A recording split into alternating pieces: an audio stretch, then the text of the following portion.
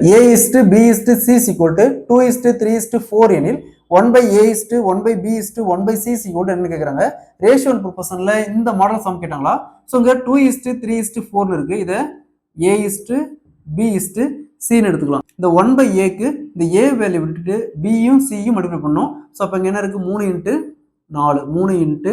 4 1 by Bக்கு B value விட்டுட்டு Aவையும் Cயும் multiply பண்ணோம் அப்போ என்ன இருக்கு 2 இன்ட்டு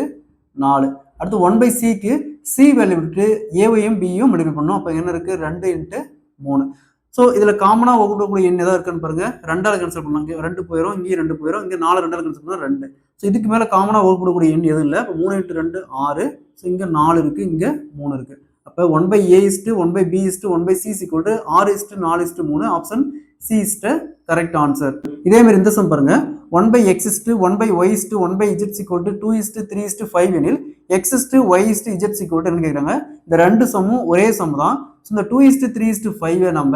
இந்த 2க்கு 1 by Xன்னு எடுத்துக்கலாம் அதே மாதிரி 3க்கு 1 by Yன்னு எடுத்துக்கலாம் 5க்கு 1 by Zன்னு எடுத்துக்கலாம் ஃபர்ஸ்ட் Xக்கான வேல்யூ ஃபைண்ட் பண்ண இந்த 1 by X விட்டுட்டு 1 by Yயும் 1 by Zயும் மல்டிப்ளை பண்ணோம் அப்போ என்ன இருக்கு 3 இன்ட்டு 5 அடுத்து Yக்கான வேல்யூ 1 by Y விட்டுட்டு இந்த எக்ஸையும் ஒய்யும் மல்டிப்ளை பண்ணோம் அப்போ 2 இன்ட்டு 5 அடுத்தது இஜெட்கான வேல்யூ ஃபைண்ட் பண்ண இந்த 1 by இஜெட் விட்டுட்டு